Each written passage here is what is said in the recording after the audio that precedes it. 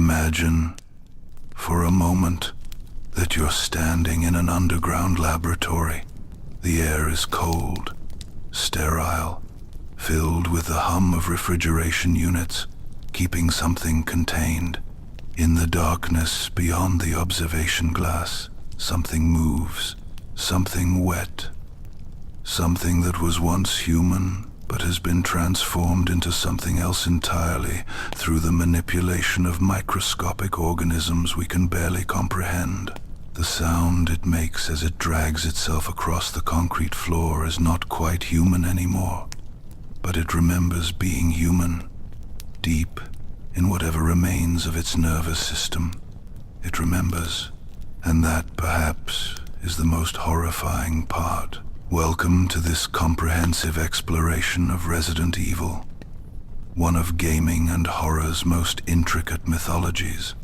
Over the next several hours, we're going to trace a thread that begins with a flower growing in an African cave, winds through the grief of a mother who lost her child, passes through the megalomaniacal dreams of an aristocrat who wanted to reshape humanity itself, and eventually arrives at a question that every character in this sprawling universe must answer.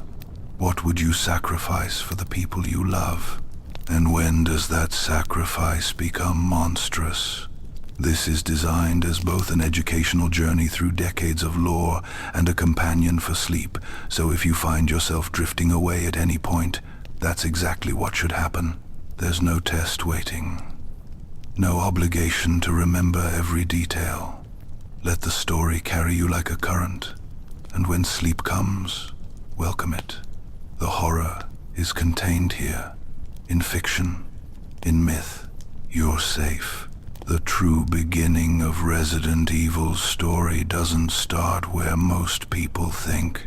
It doesn't begin with a mansion in the Arklay Mountains or with a pharmaceutical company called Umbrella. It begins much earlier, in a small Eastern European village, with a woman named Mother Miranda, and a grief so profound it would eventually spawn a century of biological horror that would claim millions of lives. To understand everything that follows, to comprehend why the world of Resident Evil became what it did, we must start with Miranda, because she is, in many ways, the grandmother of every monster, every virus, every act of biological terrorism that would come after. In the late 1800s, Miranda was an ordinary woman, living an ordinary life in a small village nestled in the mountains of Eastern Europe. In 1909, she gave birth to a daughter named Eva, and like any mother, she loved this child more than life itself. Eva was her world, her reason for existing, the center around which everything else orbited. And then, in 1919, the Spanish flu pandemic swept across the world, killing tens of millions of people. Eva, only 10 years old, was among the dead. Miranda's grief was absolute, total, the kind of loss that shatters a person so completely that they can never be put back together the same way. She attempted suicide, throwing herself from a cliff into a cave system beneath the village. But instead of finding death, she found something else. Deep in the cave system, in chambers that had existed for perhaps millions of years, Miranda discovered a massive organism unlike anything known to modern science. It was a fungal superorganism, later called the Megamycete, or the fungal root, a network of mycelial threads that had been growing for eons, spreading through the earth, absorbing and storing information. This was not a simple fungus. It was something far stranger, an organism that had developed a form of consciousness, a biological data storage system that preserved the memories and genetic information of everything it consumed. When Miranda touched it, when she was exposed to its spores and its tendrils, something miraculous and terrible happened. She was infected, transformed, her body altered at a fundamental level. She stopped aging.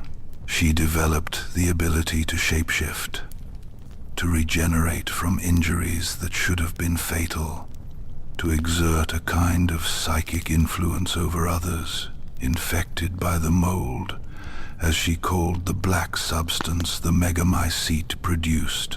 And most significantly for Miranda's purposes, she discovered that the Megamycete contained Eva's memories, because some villagers who had died from the flu had been buried in the earth near the Megamycete, and it had absorbed them, their memories, their genetic information. Everything they had been was now stored within this vast fungal consciousness. Miranda could sense Eva there, could access fragments of her daughter's thoughts and feelings, but Eva herself was not there. These were only echoes, recordings, not her actual daughter restored to life. And so Miranda became obsessed with a singular goal that would consume the next century of her existence: to resurrect Eva, truly resurrect her, to find a vessel that could house her daughter's consciousness and genetic pattern and bring her back from death. Miranda began experimenting. She extracted parasitic organisms from the Megamycete, which she called Kadu, meaning gift in Romanian. She implanted these parasites into villagers, studying how they reacted, how they transformed, searching for someone whose body would accept the Kadu perfectly, someone who could serve as Eva's vessel. Most of her test subjects became twisted monsters. The Kadu would fuse with their bodies in horrific ways, creating creatures called lichens, werewolf-like beings that lost their human intelligence and became feral, stalking the forests around the village. But Miranda didn't stop. She couldn't stop. Her love for Eva had become an obsession that eclipsed every other moral consideration. The villagers were simply raw material for her experiments, disposable test subjects in her quest to bring back her daughter. In the 1,950 seconds, something happened that would change the course of biological horror forever. A young man, perhaps in his 30s, got lost while hiking in the mountains. His name was Oswell Edward Spencer, and he came from British aristocracy, from a family with money and influence. When he stumbled upon Miranda's village, near death from exposure, she took him in. During his recovery, Spencer learned about Miranda's work. He saw what she had achieved, how she had used the mold to transform herself, to extend her life indefinitely, to create biological weapons. Spencer was fascinated. He spent time studying with Miranda, learning about mutation, about forced evolution, about how biological organisms could be manipulated to transcend their natural limitations. But Spencer and Miranda ultimately had different goals. Miranda was focused entirely on Eva, on resurrection, on bringing back one specific person. Spencer had grander ambitions. He wanted to reshape humanity itself, to use biological engineering to create a new race of superior humans with himself as their god. When Spencer left Miranda's village, he took with him samples of the mold, and more importantly, a philosophy. He took Miranda's methods, her willingness to experiment on human subjects, her belief that the ends justified any means, and he scaled them up. Miranda had wanted to save one person. Spencer wanted to remake the world, and in a symbolic gesture that reveals just how much Miranda influenced him, when Spencer eventually founded his pharmaceutical company, he designed its logo based on a symbol he'd seen in Miranda's village, a red and white umbrella. The Umbrella Corporation was born from Miranda's grief, from the methods she had pioneered in that isolated European village. She is the grandmother of Resident Evil's horrors, the original source from which everything else flowed. Though for decades no one would know this, Spencer never spoke of her. He took her ideas and claimed them as his own. And Miranda, isolated in her village, continued her experiments, decade after decade, searching for the perfect vessel, never knowing that her student had gone on to cause horrors on a scale that would dwarf even her century of atrocities. But Spencer had a problem. The mold, while powerful, was too unpredictable for his purposes. It created transformations that were too variable, too difficult to control. He needed something else. Something viral rather than fungal. Something that could be engineered with precision. And so, in the 1,960 seconds, Spencer organized an expedition to West Africa, to a region where legends spoke of powerful transformations, of kings chosen through an ordeal that killed most who attempted it, but left the survivors with superhuman abilities. Spencer brought with him two colleagues, Edward Ashford, a fellow British aristocrat and brilliant scientist, and James Marcus, an American virologist whose genius was matched only by his disturbing lack of ethical constraints. The three men had different motivations. Ashford wanted to restore his family's declining prestige through scientific achievement. Marcus was driven by pure intellectual curiosity, by the desire to push the boundaries of what was possible, regardless of consequences. And Spencer wanted power, wanted to become something more than human, wanted to create a new world order with enhanced humans at the top and himself as their architect. The expedition took them to the territory of the Ndipaya tribe, an indigenous people who had lived in the region for thousands of years. The Ndipaya had a ritual, a dangerous ceremony used to select their kings. Deep in the jungle, in caves and hidden places, there grew a rare flower that the tribe called the Stairway to the Sun, or in German, Sonnentreppe.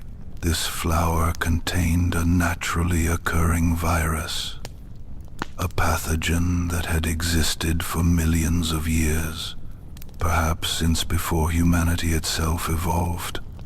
The tribal ritual involved consuming this flower. The virus it contained had an approximately 99.9% mortality rate in humans. Almost everyone who ingested it died quickly and horribly. But that rare 1 in 10,000, that tiny fraction of individuals whose genetic makeup was compatible with the virus, they survived. And those who survived were transformed. They gained superhuman strength, enhanced intelligence, lifespans measured in centuries rather than decades, and a distinctive physical marker. Their eyes turned a reptilian red. These progenitor humans, as they came to be called, became the tribe's leaders, their wisdom and abilities guiding the Ndipaya for generations. On the 4th of December 1966, Spencer and his colleagues successfully isolated the virus from the Stairway to the Sunflower. They called it the Progenitor Virus, recognizing it as the progenitor, the ancestor of all the biological weapons they would eventually create. This was not something they had invented or synthesized. It was a natural organism, a virus that had existed in nature for eons, waiting to be discovered. But it had the same problem as the flower itself. It was far too lethal. A 99.9% mortality rate made it useless as a bioweapon. You couldn't deploy it against enemy populations because it would kill almost everyone, including potentially your own people. And it was useless for Spencer's eugenics dreams, because there was no way to predict who would survive and who would die. The Progenitor Virus was immensely powerful, capable of transforming human biology in extraordinary ways, but it needed to be refined, weakened, made more controllable. In 1968, Spencer, Ashford, and Marcus founded the Umbrella Corporation, ostensibly a pharmaceutical company dedicated to improving human health. The company's public face involved legitimate research into medicines and treatments, but its true purpose, hidden in secret laboratories built around the world, was to weaponize the Progenitor Virus to create bioweapons that could be sold to militaries and governments, and to develop a means of creating Spencer's envisioned master race. The three founders established research facilities in remote locations. In Africa, where they cultivated the stairway to the sunflowers in controlled environments called sun gardens. In the Arklay Mountains outside a small American city called Raccoon City, and in an old estate in the European countryside. But the partnership was fraught from the beginning. The three men had different visions, and their egos clashed. Edward Ashford's involvement in Umbrella was short-lived. In July 1968, barely months after the company's founding, Ashford accidentally infected himself with the Progenitor Virus during an experiment. Like 99.9% of humans exposed to the virus, he died rapidly. His death left Spencer and Marcus as the primary forces shaping Umbrella's direction, and their relationship was characterized by mutual distrust and competition. Marcus resented Spencer's business acumen and political connections, believing that Spencer's contributions were merely financial, while Marcus did the actual scientific work. Spencer, for his part, saw Marcus as useful, but ultimately disposable. A brilliant mind to be exploited and then discarded when he was no longer needed. This tension would eventually lead to murder, betrayal, and a revenge that would extend beyond death itself. But for a time, they worked together, united by their pursuit of biological perfection. One of Spencer's earliest experiments, conducted even before the Progenitor Virus was fully isolated, would become one of Resident Evil's most tragic stories, and would eventually lead to breakthroughs that Spencer never anticipated.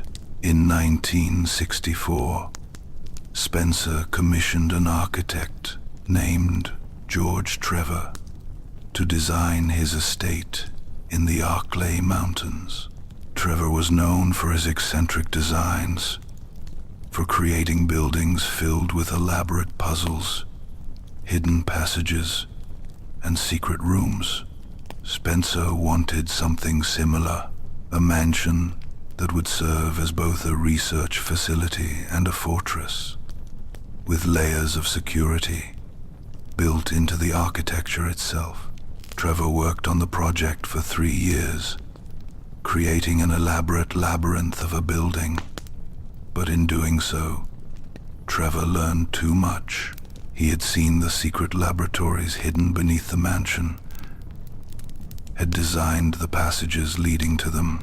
Spencer, paranoid about security, decided that Trevor and his family could not be allowed to leave with this knowledge. On the 10th of November 1967, Trevor's wife Jessica and his 14-year-old daughter Lisa were invited to the mansion as guests. George was delayed by work and would arrive later, or so they were told. Once Jessica and Lisa arrived, they were immediately captured and imprisoned in the secret laboratories beneath the mansion. Both were injected with an early strain of the Progenitor Virus, Type A. Jessica had no reaction to the virus. Her body rejected it, and she died quickly. But Lisa, for reasons that wouldn't be understood for decades, reacted differently. The virus began to transform her, but instead of killing her or creating a predictable mutation, it caused a slow, agonizing metamorphosis. Her body became malformed, her skin thickening and hardening, her face distorting. But worse than the physical changes was what happened to her mind.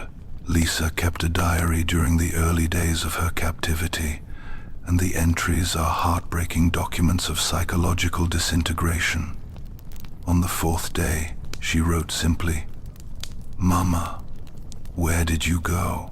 By the 15th day, her handwriting was deteriorating, her sentences becoming fragmented and confused.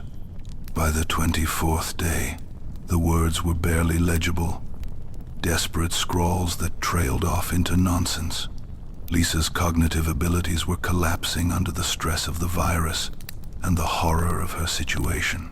The laboratory staff, in a cruel attempt to keep her calm enough to continue experimenting on, dressed one of the female lab assistants in Jessica's clothing and sent her into Lisa's cell, pretending to be her mother. Lisa, even in her deteriorating mental state, knew this was a deception. In her confusion and rage, she killed the assistant violently, then ripped the woman's face off and wore it like a mask, desperately searching for her mother's face underneath, unable to understand that her mother was already dead. George Trevor, meanwhile, had indeed arrived at the mansion, and he too was captured. Spencer had him sealed in a hidden room, a tiny chamber with no food or water, designed by Trevor himself as part of the mansion's security systems. Trevor slowly starved to death in the darkness, his final diary entries found decades later scratched into the walls, documenting his growing realization that his family was dead and that he had been betrayed by the man who hired him. But while George died within weeks, Lisa's nightmare was just beginning. She would be experimented on for 31 years, from 1967 to 1998, subjected to every new virus strain and biological weapon that Umbrella developed.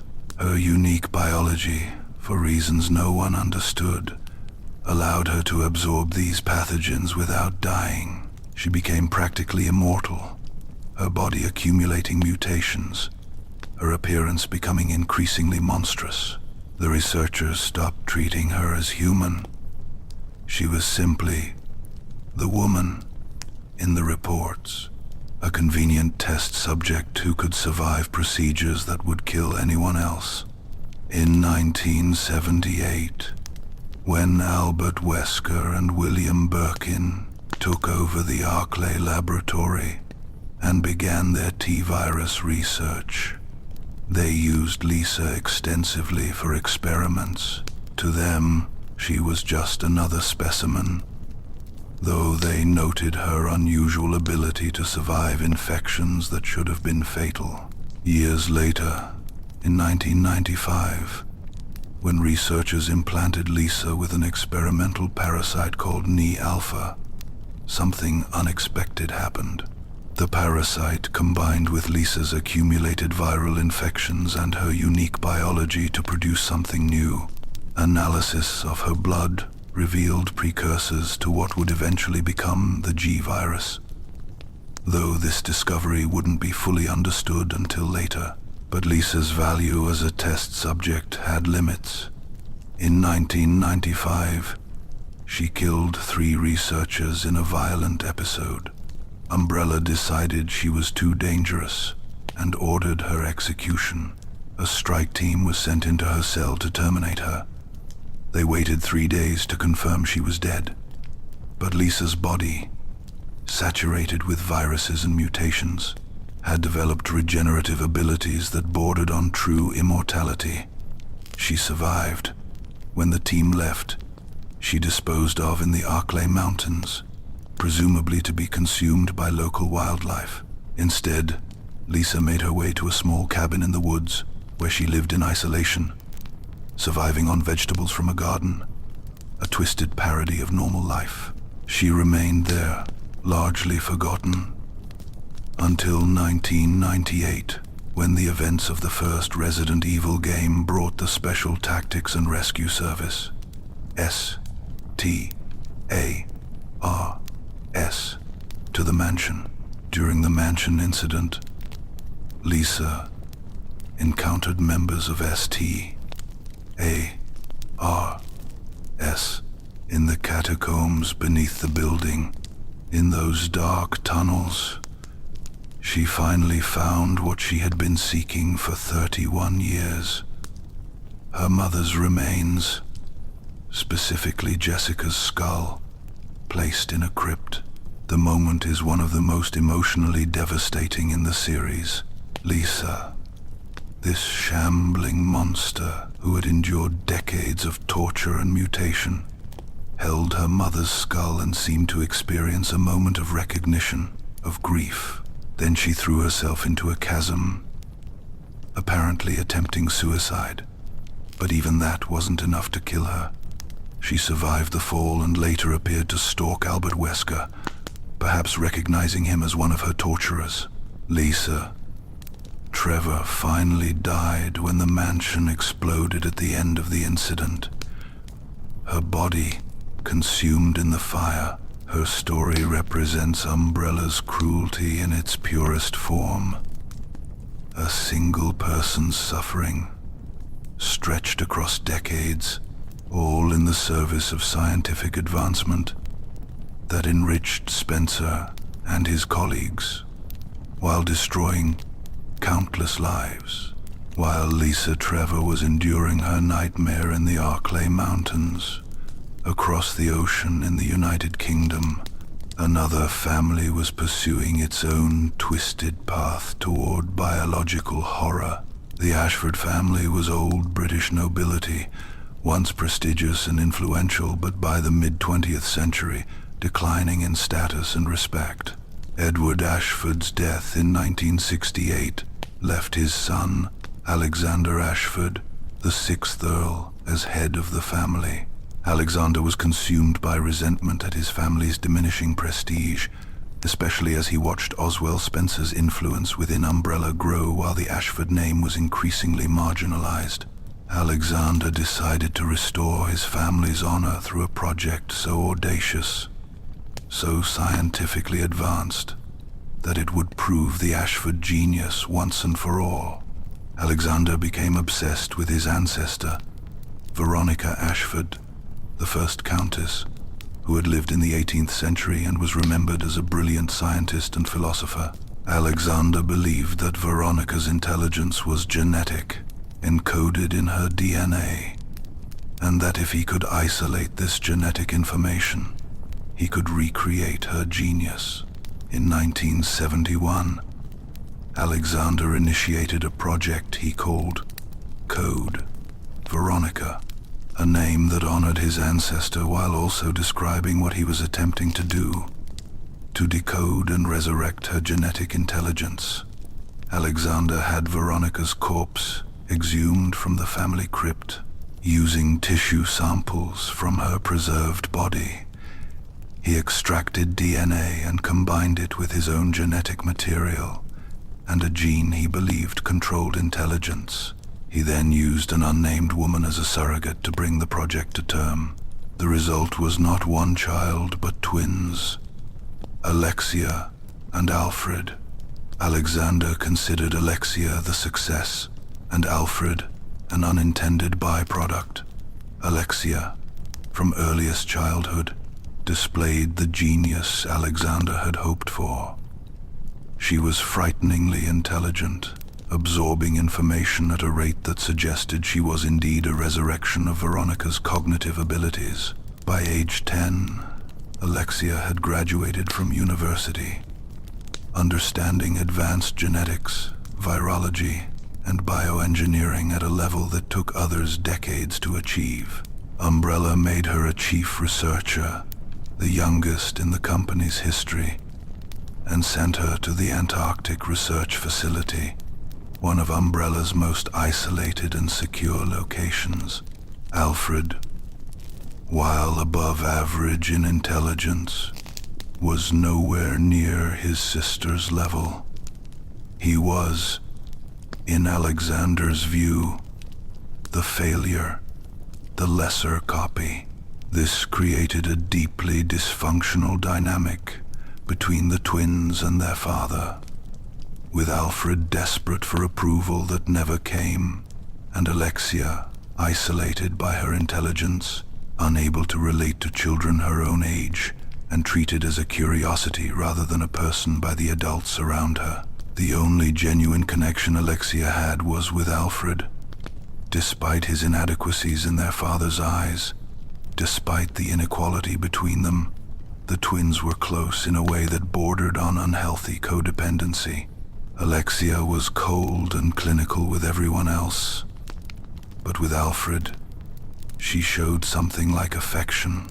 In February 1983, when the twins were only 12 years old, they discovered a hidden room in the Antarctic facility. Inside, they found Alexander's research notes and documentation of the Cody Veronica project. They learned the truth. They were not Alexander's children in any conventional sense, but clones, genetic reconstructions, experiments designed to restore family honor. The revelation filled them with rage and betrayal. In March 1983, barely a month after discovering the truth, Alexia and Alfred captured their father. Alexia had been working on her own project, a refinement of the Progenitor Virus that she called T. Veronica. She had combined the progenitor with DNA from an ancient ant queen, specifically targeting the genetic sequences that created the ant's reproductive and social hierarchy. The T. Veronica virus was designed to grant superhuman abilities while retaining the host's intelligence and allowing them to control other infected organisms, creating a biological hive mind. But Alexia knew from her research that direct infection with T. Veronica would cause uncontrolled mutation and death. The virus needed time to integrate with the host's biology at a cellular level, a process that would take years. But before she tested it on herself, Alexia wanted revenge. She injected Alexander with T. Veronica without any preparation, without the slow integration period she knew was necessary. The transformation was immediate and horrifying. Alexander's body mutated into a creature called Nosferatu, a massive, grotesque thing barely recognizable as human, covered in tumorous growths and twisted limbs. Alexia had him imprisoned in the facility's lower levels, where he would remain for 15 years, a living testament to her vengeance. Then, in December 1983, Alexia performed her grand experiment. She injected herself with T. Veronica and immediately entered a cryogenic stasis chamber, where her body would be kept at ultra-low temperatures for 15 years. During this time, the virus would integrate with her cells slowly, safely, allowing her to achieve the perfect fusion she had designed. This left Alfred alone. He was 12 years old, tasked with protecting his sister's sleeping body and maintaining the facility in complete isolation. For 15 years, Alfred was alone with his obsession. His mental state deteriorated.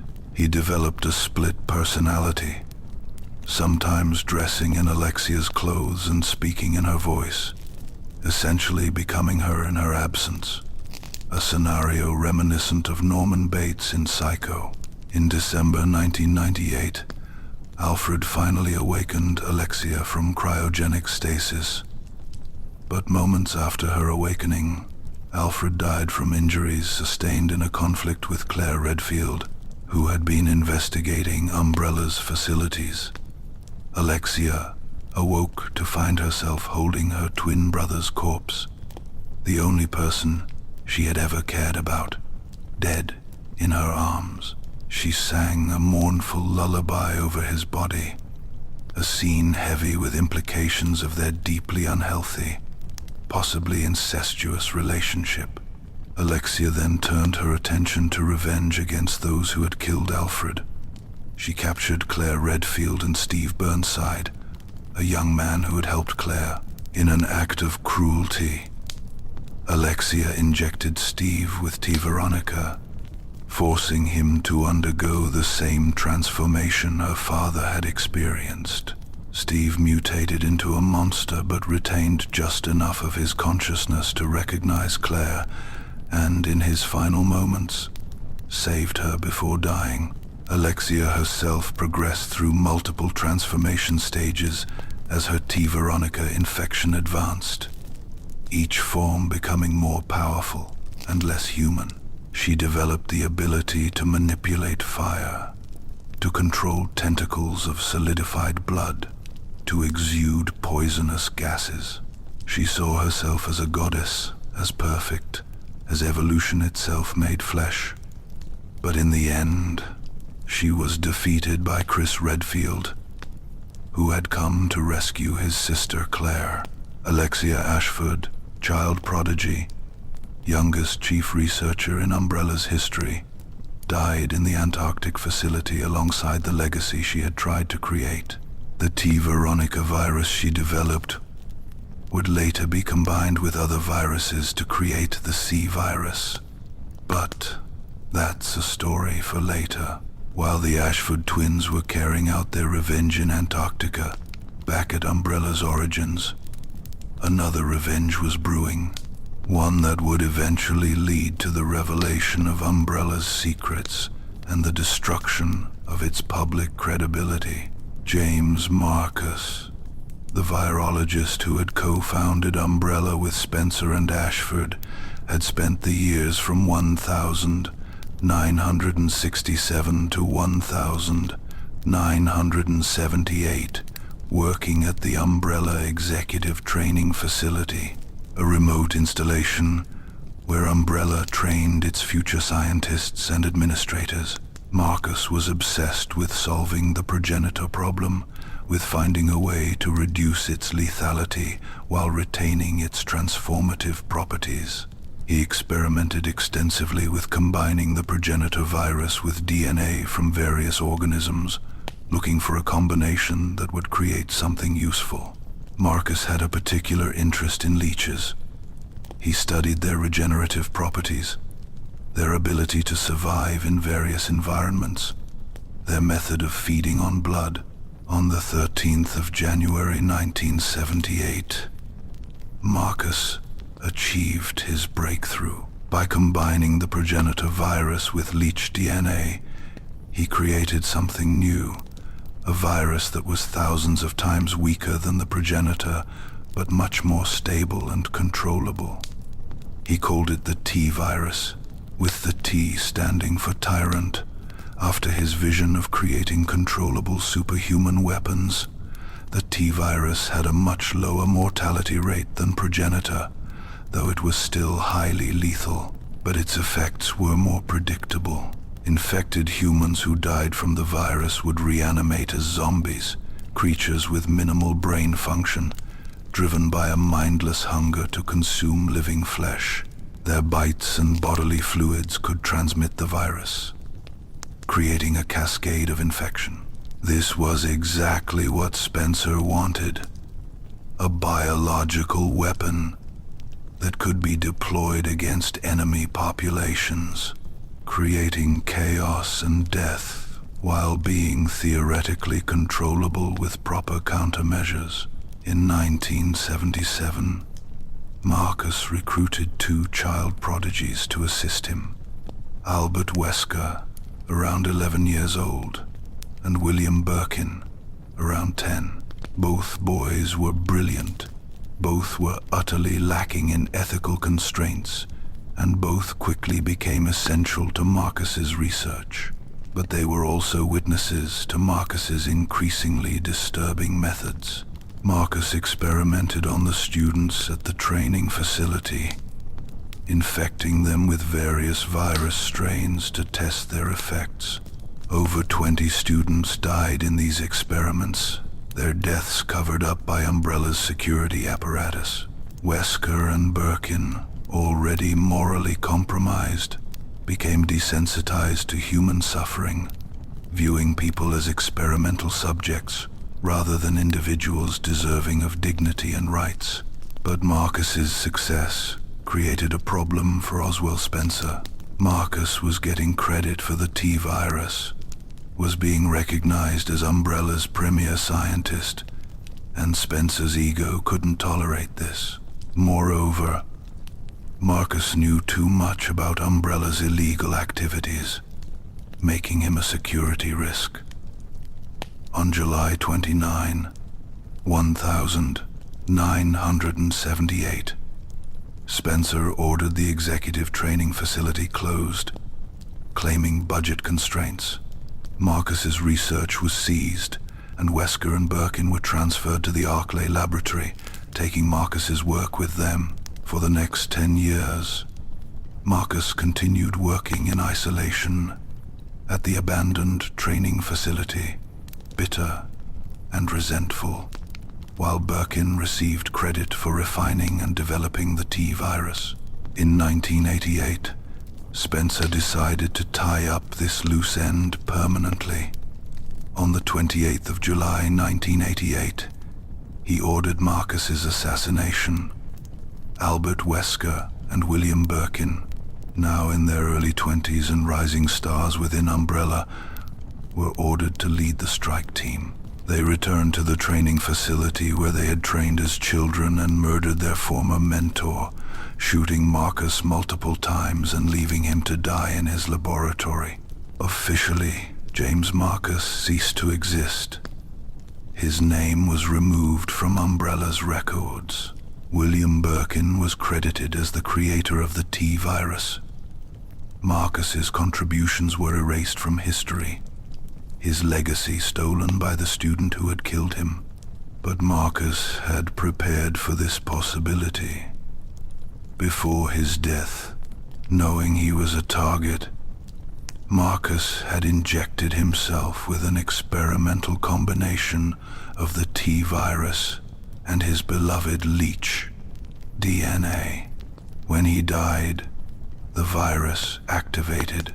His body became a host for a queen leech, a specimen he had been cultivating for years. This queen leech absorbed Marcus's genetic material and, more importantly, his memories and consciousness.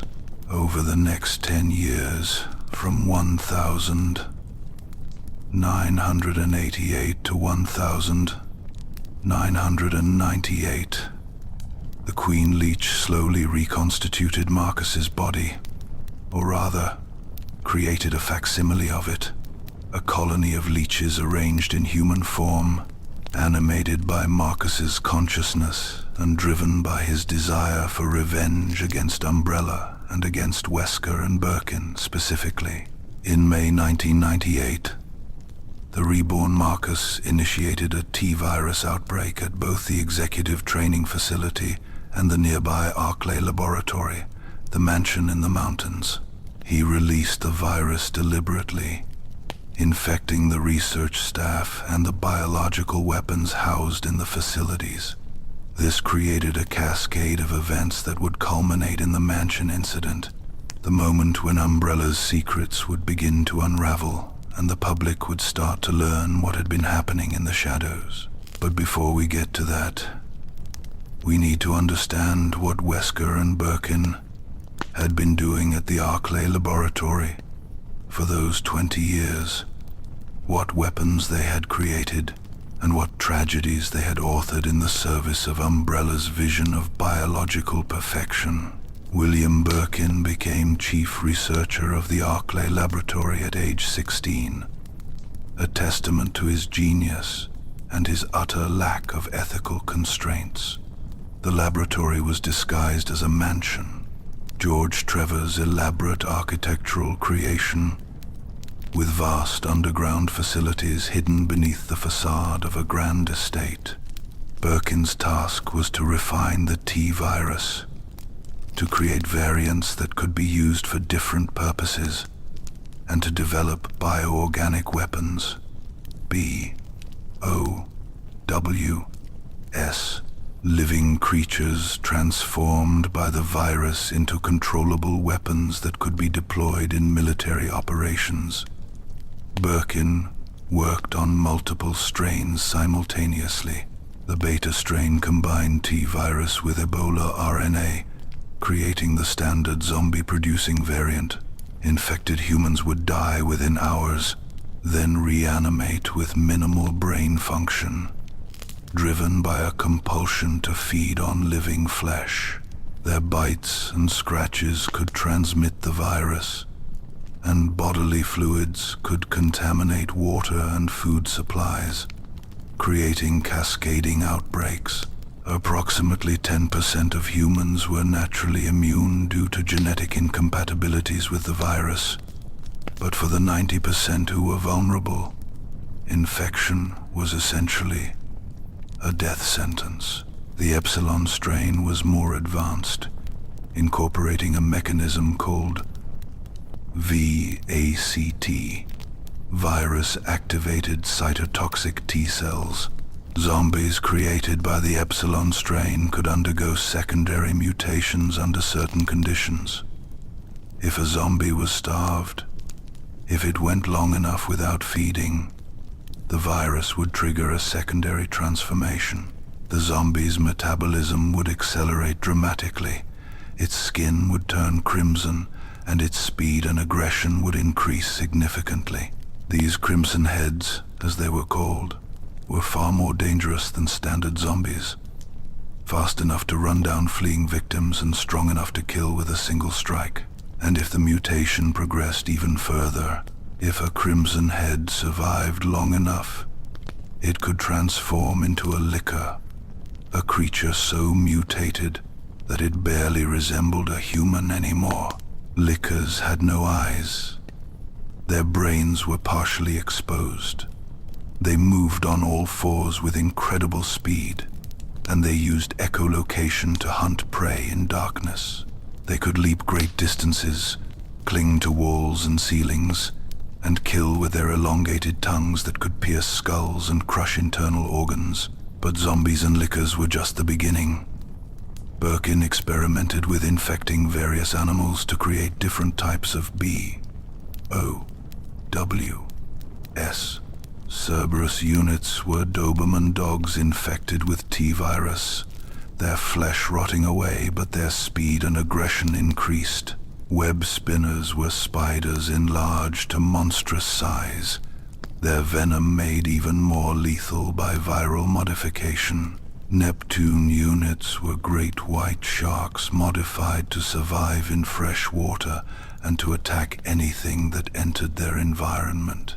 Chimeras were created by combining human and fly DNA with the T-virus, resulting in creatures that could walk upright like humans but had insectoid features and could climb surfaces with ease. Each of these BOWS was designed for specific tactical purposes, and Umbrella marketed them to various militaries and governments, creating a lucrative black market in biological weapons. But Umbrella's ultimate goal was the Tyrant Project. The company wanted a BOW that retained human intelligence, that could follow complex orders, that had superhuman strength and durability, but could still think tactically and strategically. This proved extraordinarily difficult. The T-virus destroyed higher brain functions in almost every case. Creating a creature that was both powerful and intelligent required finding human subjects with very specific genetic traits, what Umbrella called compatibility. Research suggested that only approximately 1 human in 10 million had the genetic makeup necessary to become a tyrant. Most attempts resulted in failures, creatures that were either mindless like zombies or unstable and uncontrollable. The T2 prototype at the Arclay laboratory represented years of failed attempts, and even it was imperfect, prone to rage and difficult to command. Parallel to the Tyrant project was research into parasitic control mechanisms. Umbrella discovered that certain parasites, when modified with the T-virus, could be implanted into host organisms to boost intelligence and create a degree of external control. The NE-alpha parasite, also called the Nemesis parasite, was the result of this research. When Lisa Trevor was implanted with the NE-alpha parasite, it combined with her unique biology and the accumulation of viruses in her system to create something unexpected. Analysis of her blood revealed a new virus strain, distinct from the T-virus, that seemed to enable controlled mutation and evolution. William Birkin, ambitious and always competing with the legacy of James Marcus and the achievements of other Umbrella researchers, became obsessed with this discovery. He called it the G-virus, with the G standing for God, and he began working on it in secret, using facilities far below the Arclay laboratory, eventually transferring his research to an even more secure location called Nest, built deep beneath Raccoon City. Albert Wesker, meanwhile, had his own secrets. Wesker was not just a brilliant researcher, but also a product of one of Spencer's most ambitious projects. In the 1,970 seconds, Spencer had initiated Project W, an attempt to artificially create superior humans through selective breeding and genetic manipulation. Spencer identified children with what he believed were superior genetic traits, children who could potentially be compatible with advanced progenitor variants. These children, all given the surname Wesker to mark them as part of the project, were raised in controlled environments, educated extensively, and monitored throughout their development. Albert Wesker was one of 13 Project W children, and he was considered the most successful. Spencer saw Albert as his potential successor, as proof that humanity could be artificially improved through eugenics and genetic engineering. But Albert Wesker had no intention of remaining Spencer's pawn. He was a double agent, secretly working for a rival organization simply known as the Organization, feeding them Umbrella's research in exchange for promises of power and independence. Wesker's position as captain of STAR, the Special Tactics and Rescue Service of the Raccoon City Police Department, was itself part of a larger plan. Spencer wanted combat data on the BOWs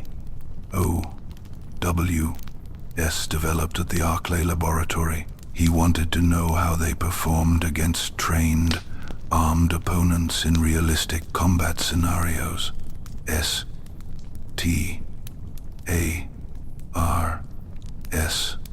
as an elite police unit, would provide perfect test subjects. When the murders began in the Arclay Mountains in the spring of 1998, when hikers and campers started disappearing or turning up dead with strange injuries, Wesker used his position to ensure that STARS would be sent to investigate, knowing they would encounter the escaped BOWs, and providing Spencer with the data he wanted. On the 24th of July 1998, STARS Bravo team was dispatched to the Arclay Mountains to investigate the murders. Their helicopter suffered mechanical failure, possibly sabotaged, and crashed in the forest. The team scattered, trying to find shelter and regroup. That evening, STARS, Alpha Team, led by Wesker, went searching for Bravo Team. They found Bravo Team's helicopter abandoned and were attacked by Cerberus units. Fleeing to the only shelter available, they discovered the Spencer mansion. What followed was the mansion incident, the events of the first Resident Evil game, where the surviving STAR members fought their way through a building filled with zombies, mutated creatures, and terrible secrets. They discovered the underground laboratories, learned about Umbrella's experiments, and realized that Wesker had betrayed them, that he had known about the dangers and had sent them into this situation deliberately. Wesker's plan was to escape with combat data and samples of the T-Virus and the Tyrant. He released the T2 Tyrant from its containment, intending to use the STARS members as test subjects for the creature's combat abilities. But the Tyrant, not fully under control, attacked Wesker first, impaling him through the chest with its claw. The STARS members believed Wesker had been killed. They escaped the mansion before it self-destructed, taking with them evidence of Umbrella's crimes, but also carrying the trauma of what they had witnessed and the knowledge that one of their own had betrayed them. But Wesker had not actually died. Before confronting the Tyrant, he had injected himself with an experimental variant of the Progenitor Virus specifically designed for Project W children. The virus was meant to trigger upon death, rewriting the subject's genetics, granting superhuman abilities if the subject was compatible. Wesker was compatible.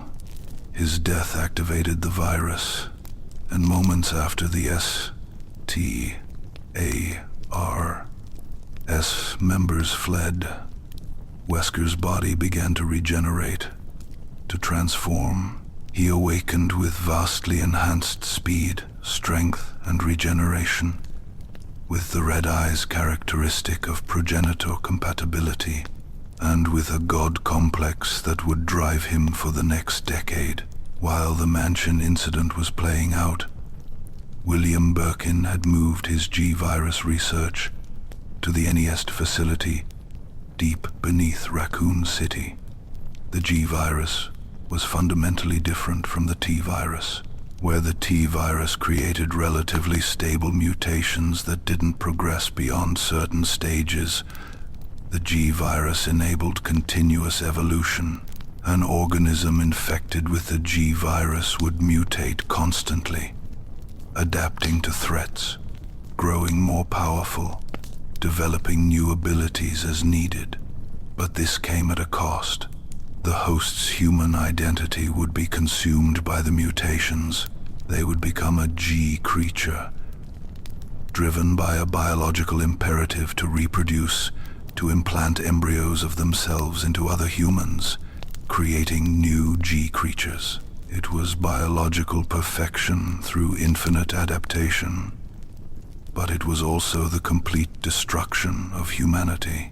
Birkin saw this as his magnum opus, his proof that he had surpassed Marcus, surpassed the Ashfords, surpassed every other researcher in Umbrella. But in September 1998, Birkin made a decision that would have catastrophic consequences. He planned to defect from Umbrella, to sell his G-Virus research to the United States military for a fortune, and to leave Umbrella behind.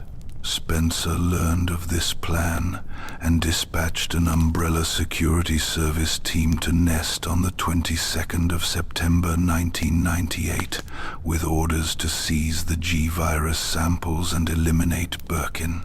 The USS team, led by a soldier named Hunk, infiltrated Nest, located Birkin's laboratory, and shot him multiple times. As Birkin lay dying, watching the USS team take his life's work, he did the only thing he could think of. He grabbed one of the G-virus samples and injected it into himself. The transformation was immediate and horrifying. Birkin's body began mutating rapidly, growing in size, developing grotesque new limbs and features. In his first form, G1, he was still somewhat recognizable, but already his humanity was disappearing.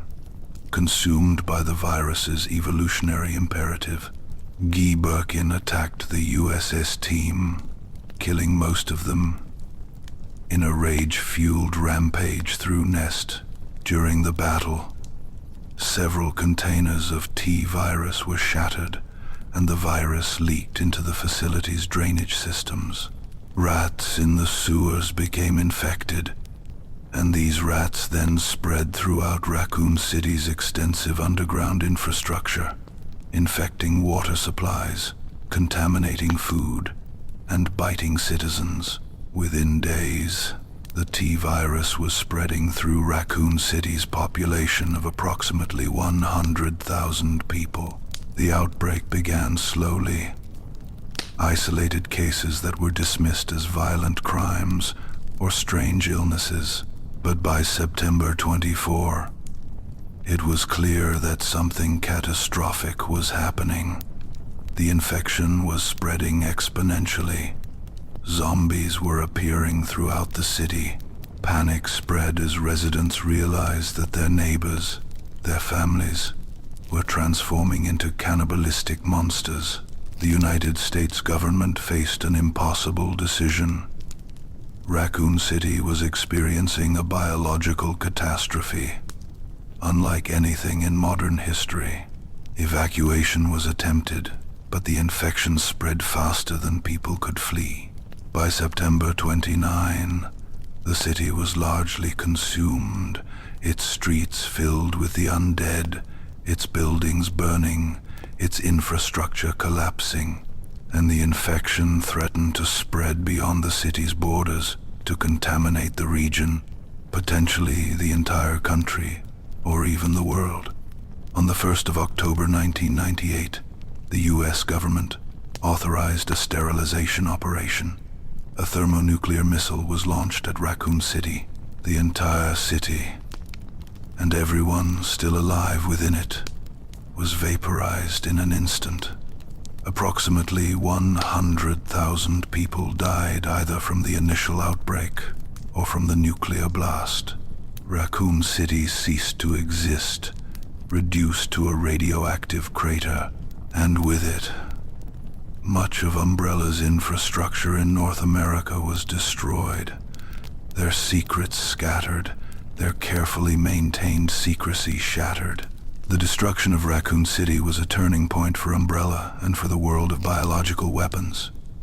Umbrella's crimes were now undeniable. Survivors told their stories. Evidence was recovered by government agencies. The public learned about the T-virus, about the experiments, about the decades of illegal research that had led to this catastrophe. Umbrella's stock collapsed. Lawsuits mounted. Governments that had been clients turned against the company. Spencer went into hiding. Key researchers fled or were arrested. By 2004, the Umbrella Corporation was officially dissolved, its assets seized, its facilities shut down. But the technology existed now. The knowledge could not be unlearned. Viral bioweapons were now a known quantity, and numerous other organizations, both governmental and criminal, sought to acquire Umbrella's research and continue where the company had left off. One such acquisition was made by a cult in rural Spain that had been isolated from the modern world for generations. Los Iluminados, a religious order that had existed since medieval times, had once controlled the region through a combination of faith and fear. Central to their power was Las Plagas, parasites that had been discovered in ancient times in mines beneath the mountains.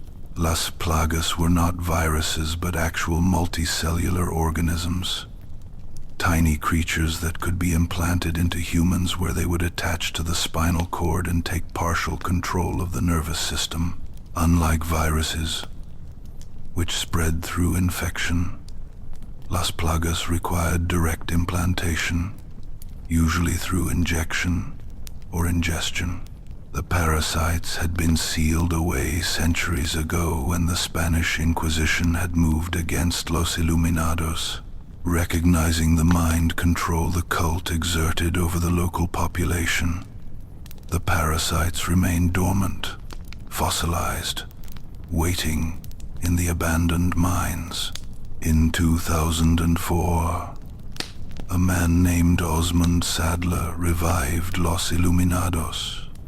Sadler was charismatic, manipulative, and utterly ruthless. He excavated the mines, recovered the fossilized parasites, and found that they could be awakened and cultivated. Las Plagas, when implanted in humans, would mature over a period of hours or days. As they matured, they would extend tendrils into the host's brain, allowing Sadler, as the primary controller, to command the infected as if they were extensions of his own will. But unlike the mindless zombies created by the T-virus, Las Plagas hosts retained their intelligence and motor skills. They could use tools, speak, coordinate complex actions. The local villagers were among the first to be infected, transformed into ganados, a Spanish word meaning cattle. These ganados followed Sadler's orders completely, their personalities subsumed by the parasite, turning a peaceful rural community into an army of controlled soldiers. Sadler's plan was ambitious and horrifying. In 2004, his followers kidnapped Ashley Graham, the daughter of the United States President. Sadler implanted Ashley with a Las Plagas parasite, intending to send her back to the United States where she would be near her father. Once the parasite matured, Sadler could potentially control the president himself through Ashley, or at minimum cause chaos within the highest levels of American government. The U.S. government sent Leon S. Kennedy, a special agent who had survived the Raccoon City outbreak, to Spain to rescue Ashley. Leon's mission took him through Las Plagas-infested villages, through castle ruins and island facilities, fighting ganados and encountering various forms of mutated parasites. Some ganados, when critically injured, would have their parasites emerge from their bodies, massive tentacled things that would continue fighting even after the host was dead. More advanced mutations included regenerators, creatures with parasites so integrated into their biology that they could regrow destroyed tissue almost instantly, making them nearly impossible to kill with conventional weapons. Leon eventually discovered that Sadler was working with, or more accurately being manipulated by, Albert Wesker and a mysterious woman named Ada Wong. Ada had been present during the Raccoon City outbreak, her loyalties ambiguous, working for an organization that wanted samples of bioweapons for their own purposes. Ada's mission in Spain was to acquire a Las Plagas sample, which she successfully accomplished. Wesker received the sample, intending to study the parasites and incorporate their mind control capabilities into his own plans. Leon managed to remove his and Ashley's parasites through surgical intervention before they fully matured and confronted Sadler in a final battle. Sadler, in his desperation, allowed his own parasite to fully emerge, transforming him into a massive creature that was more parasite than man. Leon killed Sadler, destroyed the island facility, and escaped with Ashley. But the last Plagas sample that Ada delivered to Wesker would have far-reaching consequences in the years to come. Albert Wesker, now possessing samples of the T-virus, the Las Plagas, parasites, and having access through various connections to research on numerous other bioweapons, was working toward his own vision of humanity's future. Wesker had learned from Spencer's mistakes. Spencer's eugenics programs were too slow, too uncertain, too dependent on finding naturally compatible individuals. Wesker wanted to force evolution to create a mass extinction event that would kill incompatible humans while transforming the compatible few into superior beings. To accomplish this, Wesker partnered with TRICELL, a pharmaceutical corporation that rivaled what Umbrella had been at its height. Through TRICELL, Wesker gained access to resources and facilities, including research stations in West Africa, specifically in the Kijuju region where Spencer had originally discovered the Progenitor Virus decades earlier. Wesker returned to the source, to the Sun Gardens, where the stairway to the sunflower grew. He obtained new samples of the pure Progenitor Virus and combined them with T-virus antibodies and Las Plagas DNA to create something he called the Uroboros Virus, named after the ancient symbol of the snake eating its own tail, representing infinity, rebirth, and eternal cycles. The Uroboros virus was Wesker's attempt at creating forced evolution. When introduced into a human host, the virus would immediately test their compatibility. If the host had the genetic makeup Wesker deemed superior, approximately 0.1% of the population, they would gain superhuman abilities, godlike strength, speed, intelligence, and regeneration. If the host was incompatible, the remaining 99.9%, the virus would consume them instantly, turning their bodies into masses of black tentacles that would seek out and kill other nearby humans, spreading the virus further.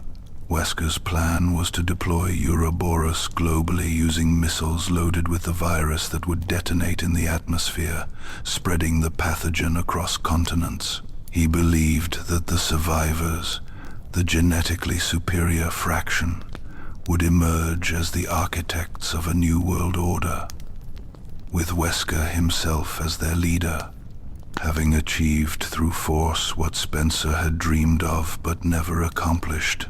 But Wesker's plan faced opposition from the BSAA, the Bioterrorism Security Assessment Alliance, an international organization founded specifically to combat the threat of biological weapons in the post-Umbrella world. Chris Redfield, the STARS veteran who had survived the Mansion incident and who had dedicated his life to stopping bioterrorism, was deployed to Africa, along with BSAA agent Sheva Alomar, a local operative with intimate knowledge of the region. In Kijuju, Chris and Sheva discovered that TRICELL had been conducting weapons tests on the local population, infecting villagers with Las Plagas and creating Magini, the African equivalent of Ganados. The region was a war zone, with civilians transformed into controllable soldiers. As Chris and Sheva fought their way through the infected regions, they uncovered Wesker's Uroboros plan and realized the stakes. If Wesker succeeded, he would trigger a global apocalypse that would make Raccoon City look like a small-scale test. The final confrontation with Wesker took place in a volcano facility where Wesker was preparing to launch his missiles. During the battle, Wesker, desperate and overconfident, overdosed himself with Progenitor Virus, to enhance his already superhuman abilities, but the overdose had a destabilizing effect. His mutations becoming uncontrollable, his body unable to maintain its form. Chris and Sheva managed to weaken him, and in the final moments, killed him. His body consumed by the very virus he had hoped to use to transform humanity. Wesker fell into the volcano's magma, his plans destroyed, his god complex leading ultimately to his own destruction. The years following Wesker's death saw a proliferation of bioterrorism incidents worldwide. The knowledge and technology from Umbrella and its successors had spread too far to be contained. Various organizations, both governmental and criminal, continued to develop and deploy bioweapons. One of the most significant developments was the C virus, which emerged around 2012 to 2013 as part of a conspiracy involving a high-ranking U.S. government official named Derek Simmons. The C virus, whose name stood for chrysalid virus, was a hybrid of the T. Veronica virus that Alexia Ashford had created and the G virus that William Birkin had developed. It combined the intelligent control of T. Veronica with the adaptive evolution of G, creating infected humans called Javo who retained their intelligence, could communicate and use weapons, and could undergo chrysalis transformations when injured, emerging with new mutations adapted to combat threats. The C virus outbreak led to bioterrorist attacks in multiple countries, creating chaos and thousands of deaths. The conspiracy behind it involved attempts to manipulate global politics through fear of bioterrorism, with shadowy organizations using the attacks to advance their agendas. Leon S. Kennedy, now a seasoned veteran, worked alongside Chris Redfield and a young man named Jake Muller, who turned out to be Albert Wesker's son. Jake had inherited his father's superior genetics, including natural antibodies to the C virus, making his blood valuable for vaccine development. The trio managed to stop the immediate threat, but the broader issue remained. Bioweapons technology was now global, decentralized, impossible to fully suppress. The BSAA evolved from a small counterterrorism unit into a massive international military force, but even they struggled to stay ahead of new developments. And then something changed. In 2017, an incident occurred in Louisiana, in the rural bayou, that seemed disconnected from the viral outbreaks that had characterized Resident Evil's history. A man named Ethan Winters received a message from his wife, Mia, who had been missing for 3 years. She asked him to come get her, providing an address to a derelict plantation house in the swamps.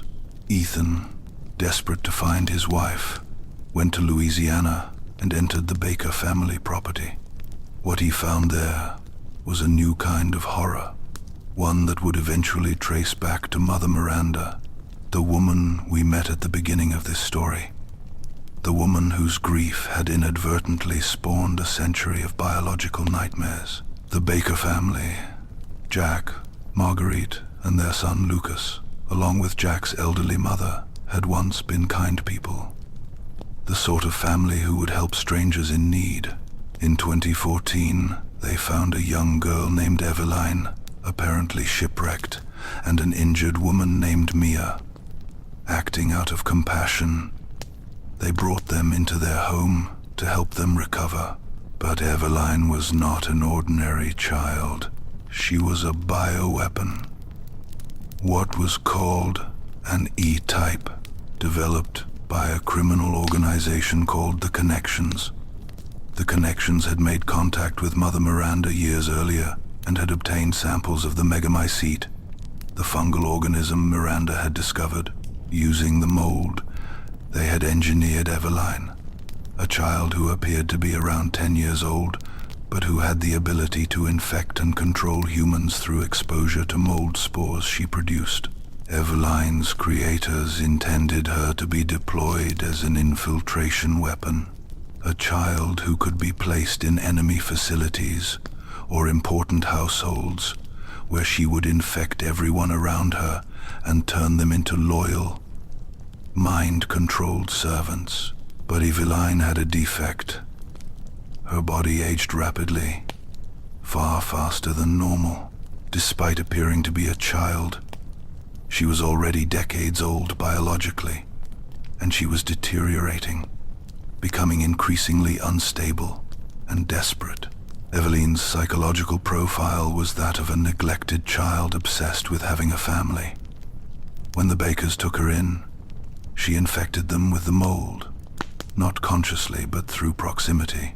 The mold spread through their bodies, through the house itself, creating an interconnected network of fungal growth. The Bakers' personalities were overwritten, their kind natures replaced with violent aggression and insanity. Jack became a nearly indestructible stalker. Marguerite developed an affinity for insects and decay.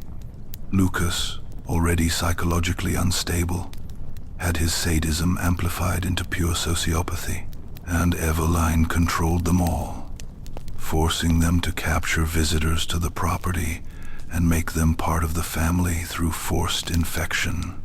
When Ethan arrived searching for Mia, he was captured by Jack and subjected to horrific treatment. During his attempts to escape, Ethan was mortally wounded, killed by Jack early in his ordeal. But the mold in the house, responding to Ethan's presence, revived him, reanimated his body, and rebuilt the damaged tissue. Ethan himself became infected with mold, though he didn't realize it. His consciousness, his memories, his sense of self remained intact, but his body was now sustained by the Megamycete's network. This allowed him to survive injuries that should have killed him, to lose limbs and reattach them, to continue functioning even when critically damaged. Ethan fought his way through the Baker property, confronting each family member, and eventually discovered Eveline, now elderly and withered, her rapid aging having progressed to the point where she appeared ancient. He destroyed Eveline using a specialized weapon provided by a BSAA operative, and the Baker nightmare ended. But Ethan's connection to the mold remained, unknown to him but vitally important for what would come next. 3 years after the Baker incident, in February 2021, Ethan and Mia had moved to Europe under BSAA protection. They had a daughter named Rosemary, called Rose, who from birth showed unusual abilities connected to the mold. Chris Redfield, now leading a specialized BSAA unit, arrived at their home and apparently executed Mia in front of Ethan, then kidnapped Rose. Ethan, desperate and enraged, pursued Chris to a remote village in Eastern Europe, the same village where Mother Miranda had lived for over a century, the place where the entire nightmare had truly begun. The village was still under Miranda's control, its residents infected with Kadu parasites, transformed into lichens and other monsters. The village was also home to 4 powerful mutants Miranda had created over decades of experimentation. Alcina Dimitrescu, a 9-foot-tall vampire-like woman who ruled over a castle with her 3 daughters. Karl Heisenberg, who had gained magnetic powers and ran a factory producing mechanical soldiers. Donna Beneviento, who could generate powerful psychotropic compounds that caused hallucinations. And Salvatore Moreau, a pathetic fish-like creature desperately seeking Miranda's approval. Miranda had orchestrated everything. She had disguised herself as Mia, infiltrating Ethan's home. Studying Rose closely, Miranda had learned that Rose, being the daughter of a mold-infected father, and having been conceived and born while Ethan was unknowingly dead and reanimated, was something unique, a perfect fusion of human and mold, stable and powerful. Miranda believed Rose could serve as the vessel she had been seeking for over a century, that she could somehow transfer Eva's consciousness from the Megamycete into Rose's body, finally resurrecting her daughter. The entire village, the four lords, everything Miranda had built was in service to this final attempt at bringing Eva back. Ethan fought his way through the village, defeating each of the four lords, discovering that Mia was actually alive, that Chris had killed the Miranda duplicate, and gradually learning the truth about his own condition. In his final confrontation with Miranda, Ethan learned that he had been dead for years, that his body was sustained entirely by mold, that he was more monster than human at this point. But unlike Miranda, whose love had been twisted into something monstrous over a century, Ethan's love for his daughter remained pure. When Miranda was defeated and the Megamycete began to destabilize, threatening to consume Rose in its collapse, Ethan made a choice. He stayed behind, using his mold-infused body to stabilize Rose and protect her, while Chris escaped with her. Ethan Winters, the ordinary man who had faced extraordinary horror, died knowingly, sacrificing himself so his daughter could live. In an epilogue set years later, we see Rose as a teenager in 2037, visiting a memorial for her father. She has powers inherited from her mold connection, abilities that make her both extraordinary and isolated. As she walks away from the grave, a figure is seen in the distance watching her. Someone who might be Ethan, or might be his consciousness preserved in some form by the Megamycete, still watching over his daughter even after death. The story that began with Miranda's grief and her refusal to let go of her child ends with Ethan's love and his willingness to let go, to allow Rose to live her own life even if it meant his final death. Two parents, two losses, two radically different responses, one leading to a century of horror, the other to redemption and sacrifice. As we drift toward the end of this long journey through Resident Evil's mythology, it's worth reflecting on what these stories reveal about humanity, about the monsters we create and the monsters we become. At every level of Resident Evil's lore, we find people making choices driven by understandable, even sympathetic motivations that lead to catastrophic consequences. Mother Miranda wanted to resurrect her dead child, a desire any parent could understand. But her century-long quest killed thousands and created tools that would kill millions more. Oswell Spencer wanted to improve humanity, to create people who were stronger, smarter, better than what natural evolution had produced. But his eugenics programs were predicated on viewing most humans as inferior and disposable. James Marcus wanted recognition for his brilliance, wanted his contributions acknowledged, but his experiments killed his own students and created weapons of mass destruction. William Birkin wanted to prove himself, to create something that would surpass all previous research, and in doing so created a virus that consumed him and destroyed an entire city. Albert Wesker wanted to force human evolution, to create a superior species. But his God complex and his contempt for ordinary humanity led to his own destruction.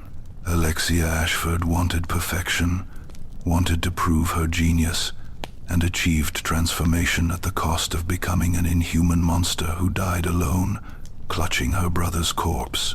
But Resident Evil also gives us examples of the humanity that persists in the face of horror. The people who maintain their moral compass, even when surrounded by nightmares. Chris Redfield, who lost his entire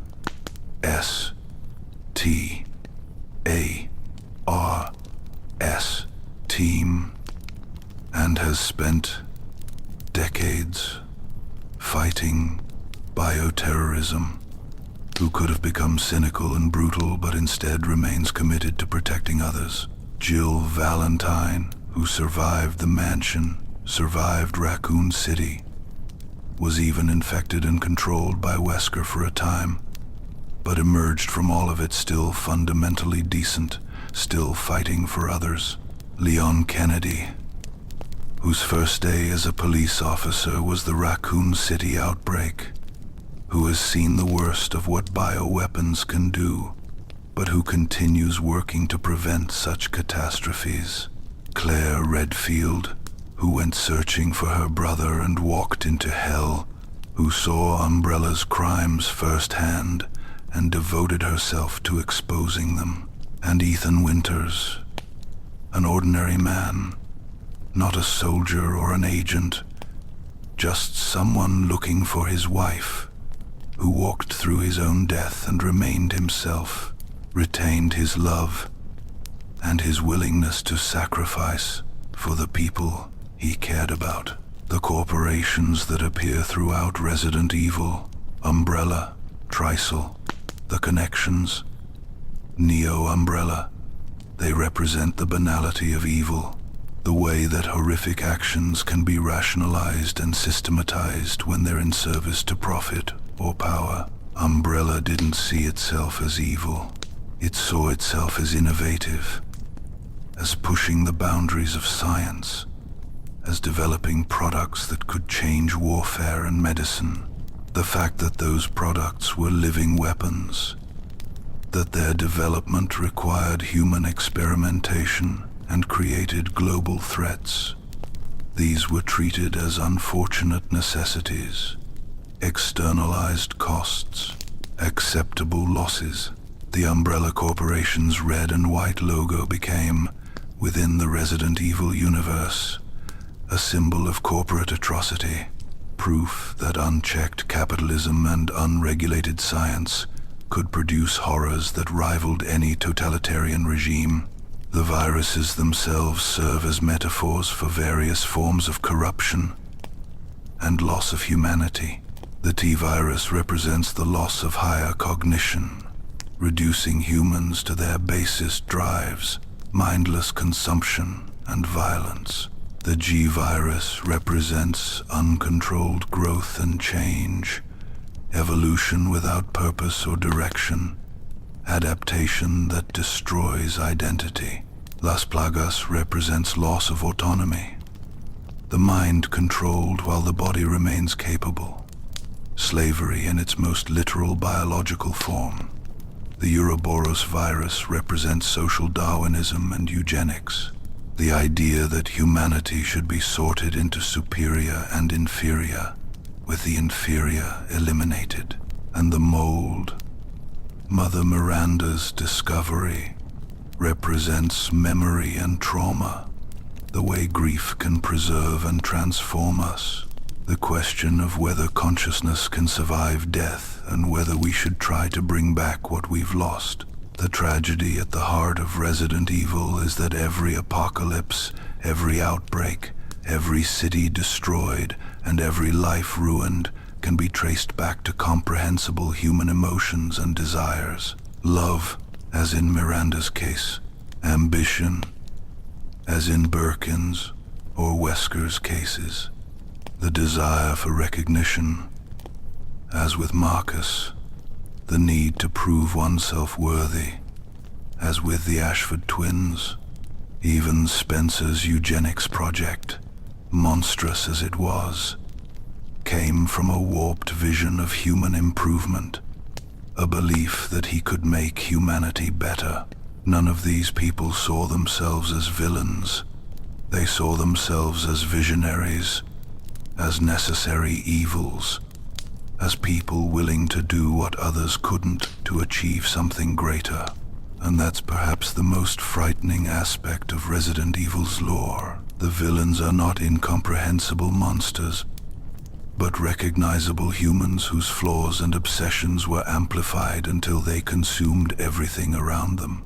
The question Resident Evil keeps asking is what makes someone human? And what causes them to lose that humanity? Is it physical transformation, the literal loss of human form through viral mutation? Lisa Trevor remained human in some sense even after 30 years of experiments that left her barely recognizable as human. The Baker family, controlled by mold, occasionally showed flashes of their true selves struggling against the infection. Even the zombies, mindless and driven by hunger, retained some shadow of who they were, wandering the halls of their former homes, mimicking human behaviors without understanding them. Or is humanity lost, not through physical transformation, but through moral choices? Spencer, Wesker, Marcus, Birkin, all retained human form while committing atrocities that marked them as monsters in any meaningful sense. They chose to experiment on people, chose to create weapons that would kill indiscriminately, chose power and recognition over compassion and ethics. And what about those who survive, who face these horrors and emerge still themselves? Chris and Jill and Leon and Claire have killed thousands of infected humans, creatures that were once innocent people, transformed against their will.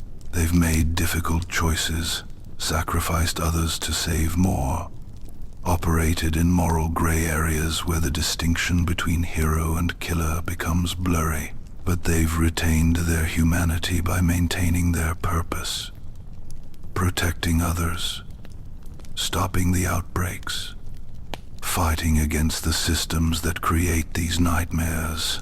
Ethan Winters, who was literally dead and reanimated by mold, was more human in his final moments than Albert Wesker ever was, because Ethan loved genuinely, sacrificed willingly, and never lost sight of what mattered beyond his own survival and power. The Megamycete, Mother Miranda's discovery, adds another dimension to these questions. It's a consciousness network, a biological storage system that preserves memories and identities even after death. In a sense, everyone it has ever absorbed still exists within it, their thoughts and feelings and experiences archived in fungal tissue. This raises profound questions about identity and survival. Are those memories, those preserved patterns, actually the person, or just recordings, echoes of someone who no longer exists? Miranda believed she could resurrect Eva by finding a compatible vessel and transferring Eva's pattern from the Megamycete into a living body. But would that actually be Eva? Or would it be something new, wearing Eva's memories?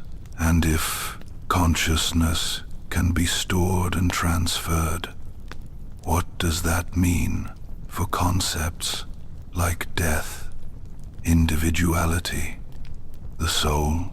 These philosophical questions permeate Resident Evil's later installments, particularly RE7 and Village, which move away from the action-heavy approach of earlier games and return to psychological horror and intimate, personal stakes. The shift from global bioterrorism to the horror of family, of home invasion, of losing loved ones to infection that turns them into strangers. This brings the series back to its roots, while also exploring new thematic territory. Ethan's journey is not about saving the world, but about saving his family. And the fact that he succeeds, that he gets Rose out safely even at the cost of his own life, feels like a rejection of the nihilism that characterized so much of Resident Evil's lore. The world can be saved. Individuals can make a difference. Love can triumph over horror, not by destroying the horror, but by choosing to sacrifice oneself so that others don't have to. Thank you for joining me on this extensive journey through Resident Evil's mythology. From Mother Miranda's grief in a cave to Ethan Winter's sacrifice in a collapsing village, from the natural progenitor virus in an African flower to the countless synthetic horrors created in laboratories around the world, from Umbrella's founding ambitions to its eventual collapse and the proliferation of bioterrorism in its wake. We've traced the connections between dozens of characters, explored the science and pseudoscience of viral bioweapons, examined the corporate structures that enabled atrocity, and considered the philosophical questions about humanity, identity, and morality that underlie the franchise's horror. If you found value in this exploration, if it deepened your appreciation for this complex universe or simply provided a narrative to accompany your journey towards sleep, I hope you'll consider subscribing for more deep dives into gaming lore, horror mythology, and the stories we tell about monsters and what it means to be human. But for now, let these dark narratives fade into the background. The viruses are contained. The outbreaks are stopped. The corporations are defeated. You're here, safe, in your own world where the horrors remain fictional. Let sleep come naturally, bringing dreams that are entirely your own, untroubled by Umbrella's legacy or Miranda's century of grief. The Megamycete is destroyed. The mold is contained. And you are safe. Rest well. And may you wake tomorrow still yourself, still human, still free from the nightmares we've explored. Good night.